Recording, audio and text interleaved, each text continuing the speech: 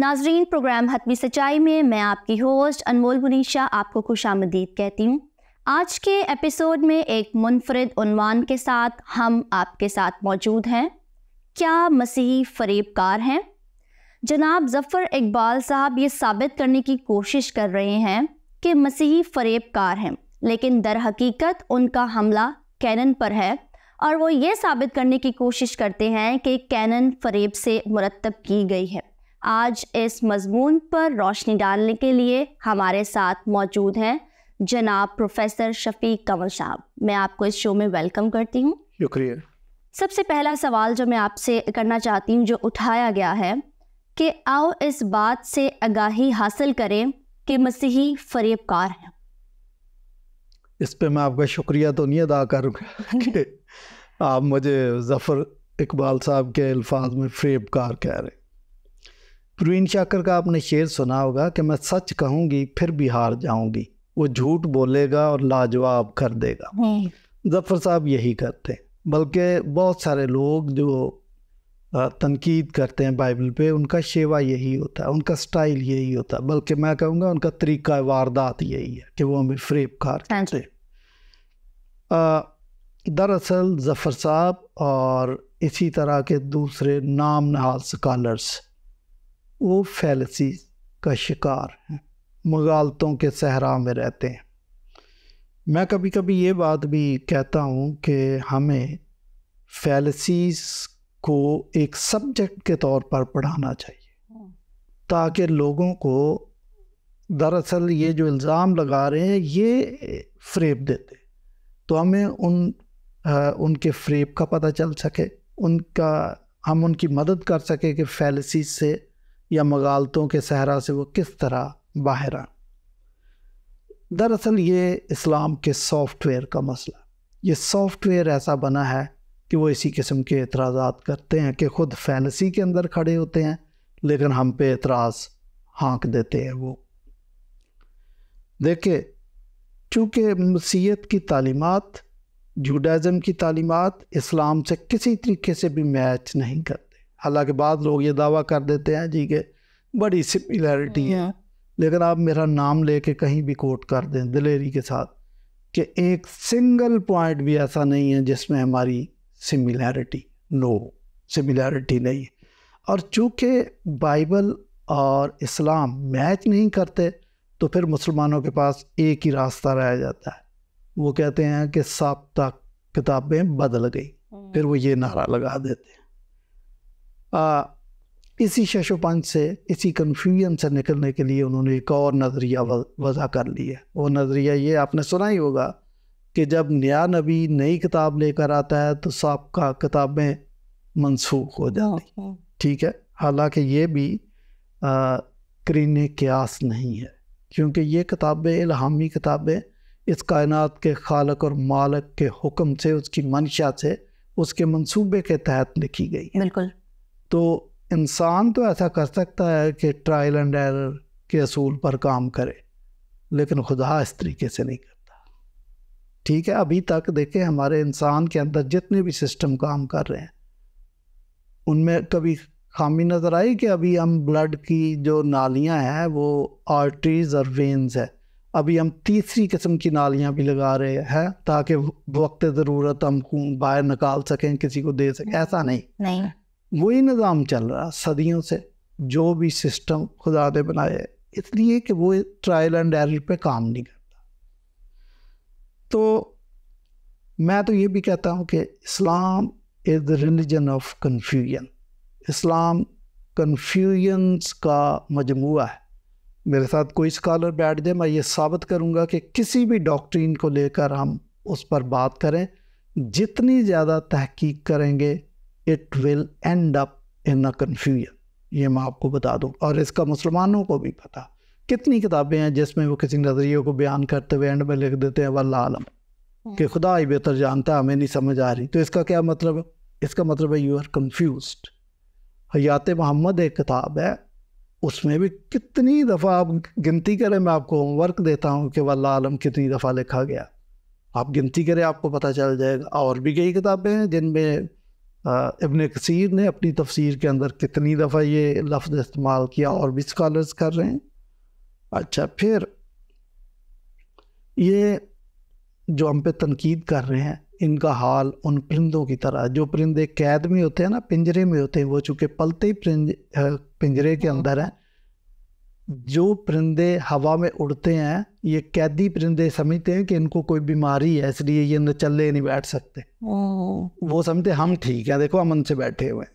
مسلمان کا حال بھی یہی ہے، وہ یہ سمجھتے ہیں کہ یہ جو پوری دنیا، پوری کائنات اور پوری سائنس یہ ساری غلط ہے، ہم ٹھیک ہیں جو امن سے بیٹھے ہوئے، ہمارا سارا سسٹم ٹھیک ہے. تو ہمیں بھی اگر فریب کار کہہ دیا ہے انہوں نے تو اپنے سافٹ ویئر کی وجہ سے بولا ہے، تو یہ ہمارے لیے کوئی اچنبے کی بات نہیں ہے. یہ ان کا وتیرہ ہے، یہ ان کا سافٹ ویئر ہے، وہ یہی بولیں گے. ہماری ڈیوٹی یہ ہے کہ ان کو اس فینسی سے باہر نکالیں، اور اسی کے لیے ہم نے حتمی سچائی کا پروگرام شروع کیا. ظفر اقبال کے تو بے شمار سوالوں کے جواب میں پہلے ہی دے چکا. انہوں نے جو کتاب الاستفسار لکھی ہے وہ کم و بیش ساری میں آنسر کر چکا ہوں. تو یہ بھی ابھی روزانہ کی بنیاد پر جو پوسٹ لگا رہے ہیں اس کو بھی ہم پکڑ لیتے ہیں اور اس کو بھی جواب دیتے ہیں. تو یہ کہنا کہ مسیحی فریب کار ہے، یہ میں نے آپ کو تفصیل سے بیان کر دیا کہ کیوں کہتے. ایک اور سوال اٹھایا جاتا ہے اور کہتے ہیں کہ مسیحوں کو کس نے بتایا کہ عہد جدید کی 27 کتابیں الہامی ہیں اور بقیہ غیر الہامی؟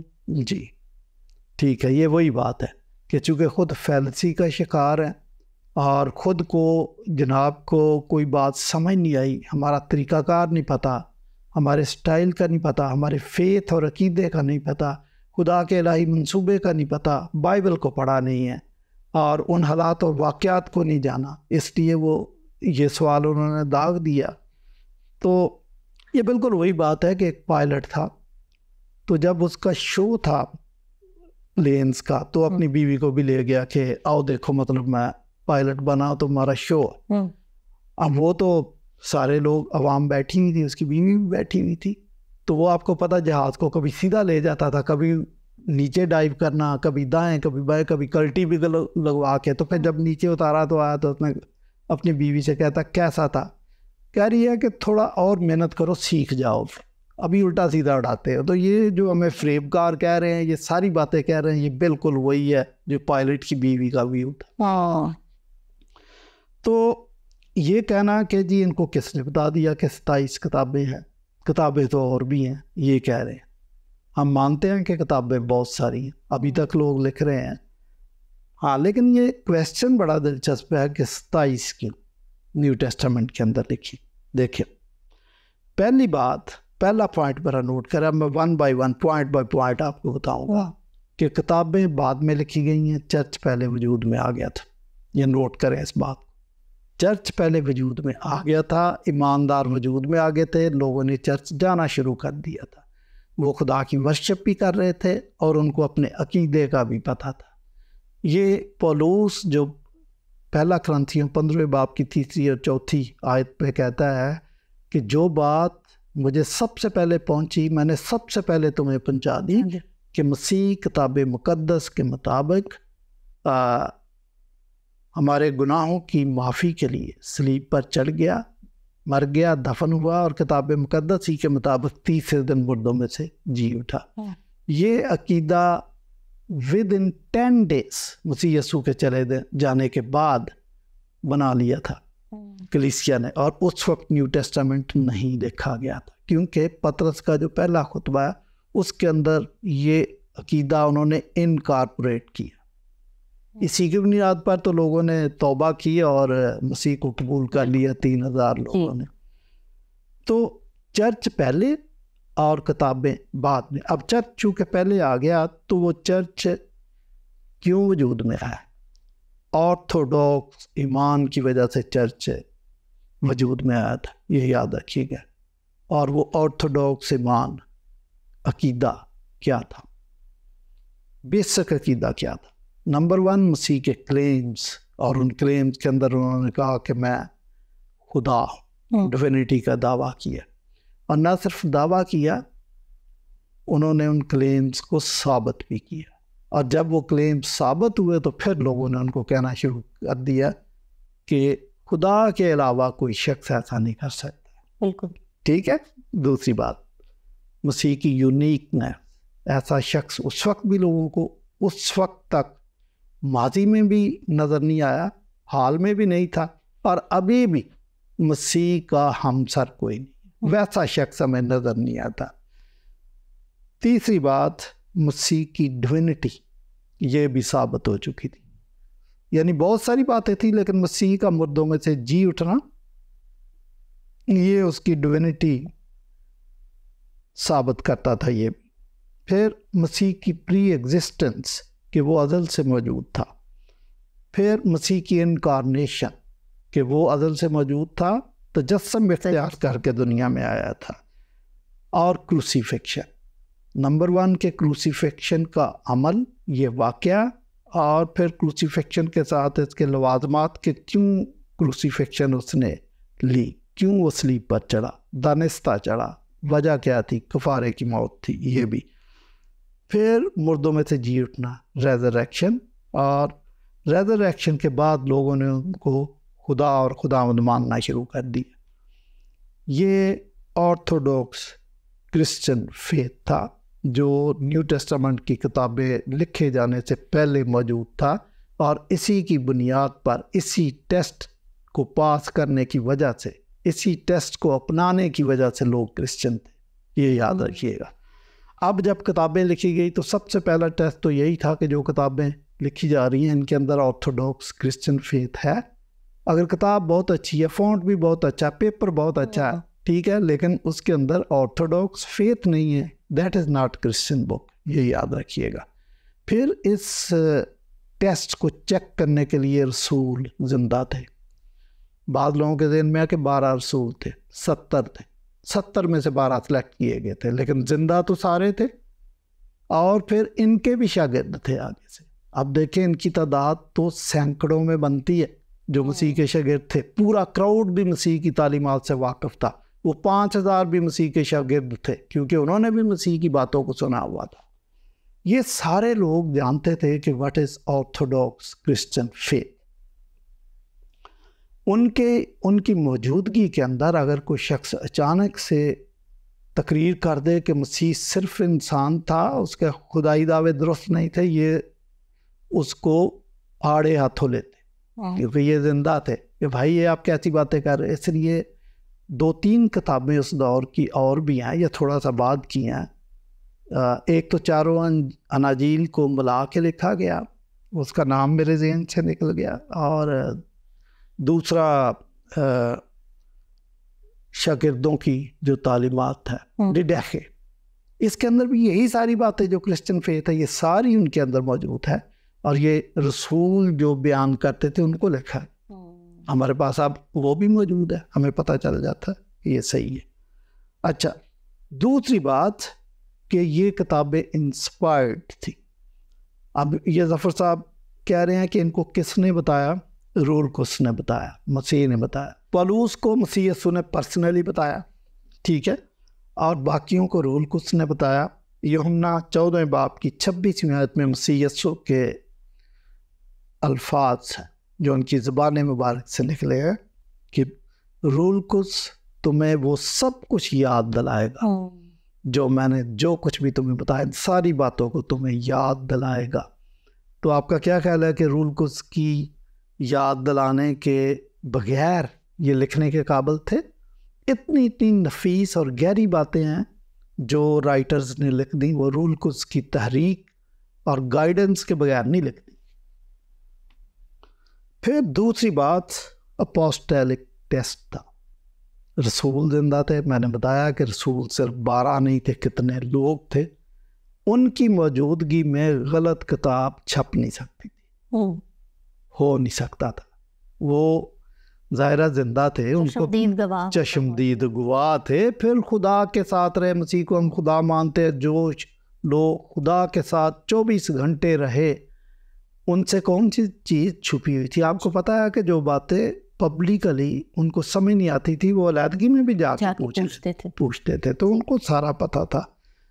تو ان کی موجودگی کے اندر کوئی غلط کتاب مارکیٹ میں آ ہی نہیں سکتی، دعویٰ نہیں آپ کر سکتے کہ بھائی آپ کیسی بات کر رہے ہیں۔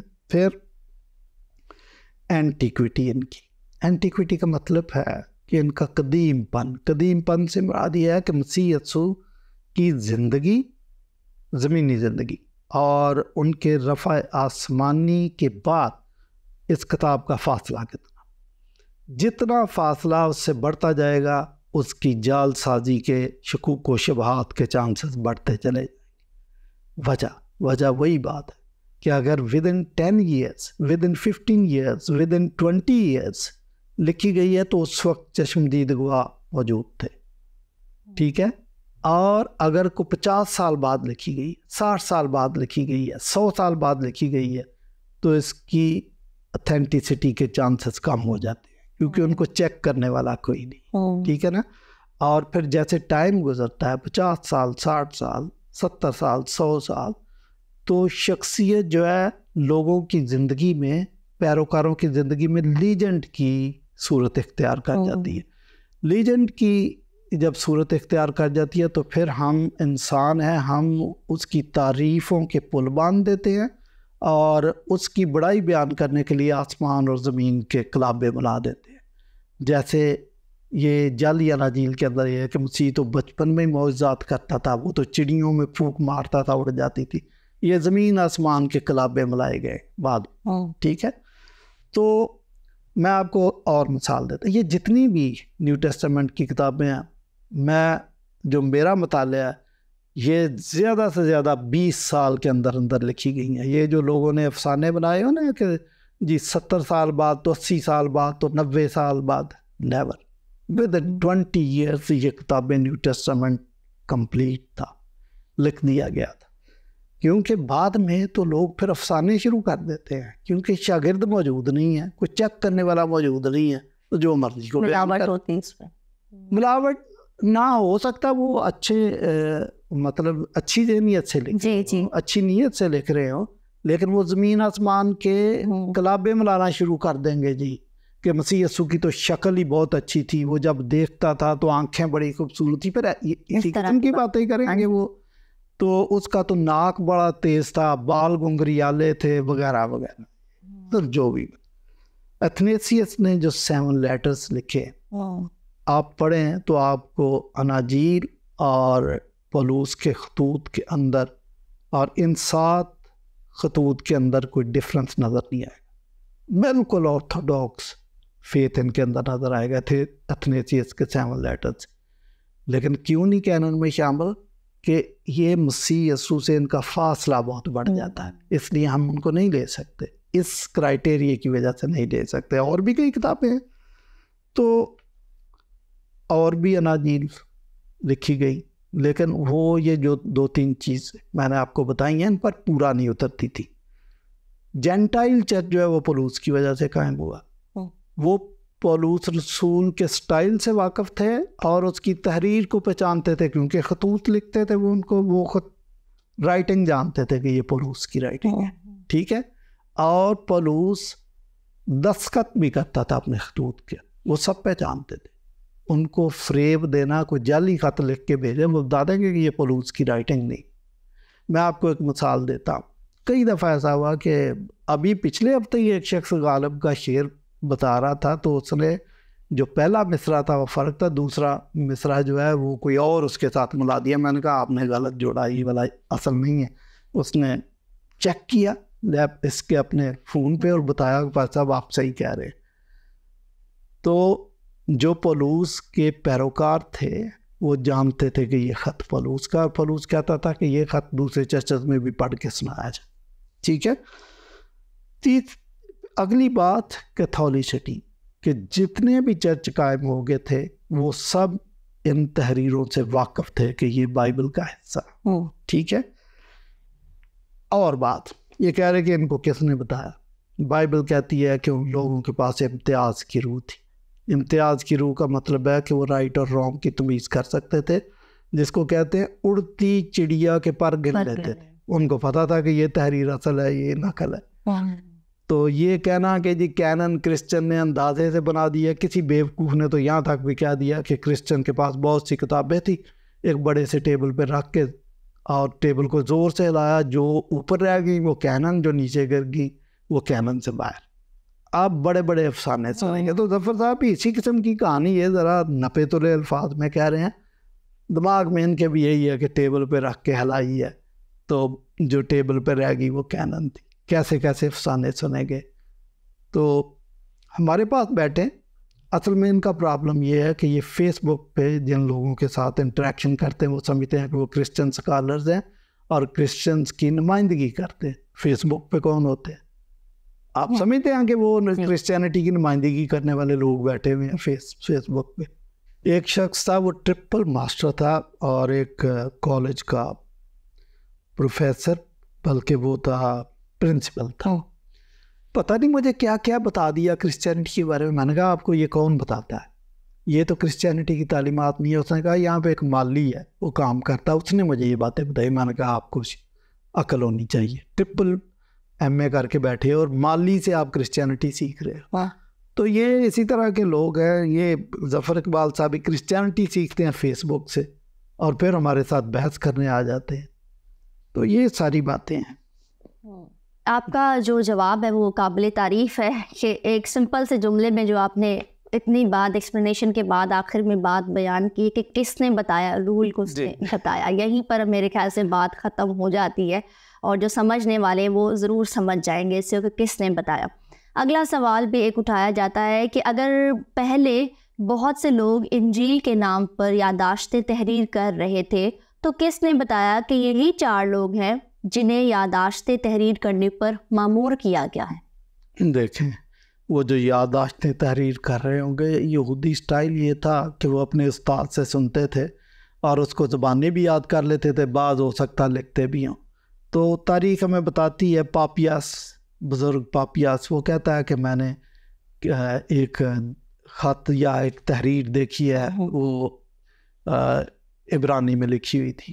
یہ کہتا ہے اسی سے لوگوں نے بڑے بڑے غلط اندازے لگا لیے۔ تو مقصد کرتے ہوں گے، تو اس کا یہ مطلب تو نہیں ہے کہ انہوں نے یہ بھی دعویٰ کر دیا کہ ہم انجیل لکھ رہے ہیں، نہیں۔ وہ جو لکھ رہے تھے اپنی اپنی تحریریں، ہو سکتا ہے ان کو تو یہ پتہ بھی نہ ہو کہ اس کو بعد میں انجیل کہا جائے گا، لیکن کر رہے تھے۔ تو اس سے کیا فرق پڑتا ہے؟ بات یہ ہے کہ جو کرائیٹیریا میں نے آپ کے اس سے پہلے والے سوال میں بتا دیا، کیا اس کرائیٹیریا پہ وہ پورا اترتے تھے؟ انسپائرڈ تھے وہ، یا اپنی مرضی سے لکھ رہے تھے، یا اپنی روزانہ کی ڈائری لکھتے تھے؟ بعض لوگ ویسے عادی ہوتے ہیں، وہ اپنی روزانہ کے روزمرہ کے معمولات بھی اپنی ڈائری میں لکھ دیتے ہیں۔ بعض لوگ تو صبح کا ناشتہ بھی لکھ دیتے ہیں کہ آج میں نے 1 انڈا 1 پراٹھا کھایا، کیونکہ وہ ڈاکٹر کو پھر بعد میں بتاتے ہیں۔ تو یہ کہنا کہ کوئی اپنی ڈائری لکھ رہا تھا تو وہ انجیل ہی لکھ رہا تھا، یہ نظریہ درست نہیں ہے۔ پھر یہ پوچھا جاتا ہے کہ کس نے ان 4 لوگوں کو اختیار سے مامور کیا؟ یہ تو میں نے بتا دیا نا آپ کو کہ رول کس نے، اور پولوس کو تو مسیح یسوع نے پرسنلی یہ سب کچھ بتایا تھا۔ آخری سوال سر میں آپ سے کرنا چاہوں گی کہ آپ نے پہلے بھی ذکر کیا ہے کہ چرچ پہلے قائم ہوا اور بعد میں یہ کتابیں آئیں، بائبل مقدس۔ تو سوال یہ کیا جاتا ہے کہ اگر چرچ پہلے قائم ہو گیا تھا اور عہد جدید بعد میں لکھا گیا ہے تو پھر عہد جدید کو لکھنے کی کیا ضرورت تھی؟ ویلڈ کویسچن آپ کا یہ بھی، کہ دیکھیں چرچ، مقصد تو چرچ قائم کرنا تھا، تو چرچ تو قائم ہو گیا، تو اب پھر نہ ہی لکھتے، چرچ قائم ہو گیا بس کافی ہے۔ دیکھیں اگر صرف یہی بات ہوتی تو مسیح یسوع اب سلیپ پر تھے، تو فقیہوں اور فریسیوں نے کہا کہ اگر تو نیچے اتر آئے سلیپ سے تو ہم تجھ پر ایمان لے آئیں گے۔ اگر چرچ قائم کرنا ہی مقصد تھا اور وہ چرچ نام نہاد چرچ قائم کرنا مقصد تھا، تو پھر مسیح یسوع سلیپ سے نیچے اتر آتے تو اچھی خاصی کلیسیا بن جاتی، چندہ دہ یکیاں سب ملنا شروع۔ مقصد یہ نہیں تھا، یہ ایک الہی منصوبہ تھا، خدا کی بادشاہت کو وسیع کرنا، اور اس دنیا میں جہاں جہاں ابلیس کا سکہ چل رہا ہے اس جگہ کو اور ان لوگوں کو ریکلیم کرنا، ان سے واپس لینا، یہ سارا خدا کے منصوبے میں شامل تھا۔ تو اس کے لیے کرسچن مشن وضع کیا گیا۔ مسیح یسوع نے کہا کہ یہ سب کچھ، یہ جو ہے نا باپ بیٹے روح القدس کے نام سے سب قوموں کے پاس آپ نے جانا ہے، تو ان میں انجیل کی منادی کرنا، اس کو کرسچن مشن کہتے ہیں۔ تو چرچ قائم ہو گیا تھا، انہوں نے مشن کا کام بھی شروع کر دیا، وہ جا رہے تھے۔ اب جو شاگرد تھے، شاگردوں تابعین اور تبع تابعین، ان کو تو پتہ تھا کہ کرسچن مشن کیا ہے اور مسیح کا اس کی تعلیمات کیا ہے، لیکن دور دراز سب قوموں میں جب انجیل کی منادی کے لیے جانا، دین یہ کویسچن تھا کہ کیا پریچ کرنا ہے اور کس کتاب کو پریچ کرنا ہے۔ اس لیے کرسچن مشن کو اکمپلش کرنے کے لیے ضروری تھا کہ اس کو تحریری شکل میں دیا جائے۔ مثلاً آج ہم 2000 سال دور کھڑے ہیں، تو پھر وہ جو زبانی تھا، یہودیوں کا تو یہ رواج تھا کہ they can transfer the water without losing a single drop of water, کہ وہ ایک شخص سے دوسرے تک پانی جب منتقل کرتے تھے تو ایک قطرہ ضائع کیے بغیر کر دیتے تھے۔ ان کا طریقہ کار یہ تھا۔ لیکن کرسچن مشن تو صرف شاگردوں تک محدود نہیں تھا، یہ شاگردوں کی عادت، یہ تو پوری دنیا میں جانا تھا، اس لیے ان کے لیے اس کو ضبط تحریر میں لانا ضروری تھا۔ تو مشن، کرسچن مشن کی وجہ سے اس کو لکھا گیا۔ تھینک یو ویری مچ آپ کی ان تمام تر خوبصورت گفتگو کے لیے، جو یقیناً میں سمجھتی ہوں کہ ہمارے ناظرین کے لیے بھی باعث برکت ثابت ہوئی ہوگی۔ جی ناظرین، آج کے دن، آج کے ایپیسوڈ میں ہم نے مسیحوں پر اور کینن پر اٹھائے گئے سوالوں کے جوابوں پر گفتگو کی ہے۔ اگلے ایپیسوڈ میں بھی ہم کسی نئی سچائی کی تلاش میں آپ کے سامنے ضرور حاضر ہوں گے۔ تب تک کے لیے سچ کو جانیے، سچ کو کھوجیے، اور جب سچ مل جائے تو اسے قبول کرنے کا حوصلہ اور ہمت اپنے اندر پیدا کیجیے۔ اپنا بہت خیال رکھیے گا۔ شکریہ۔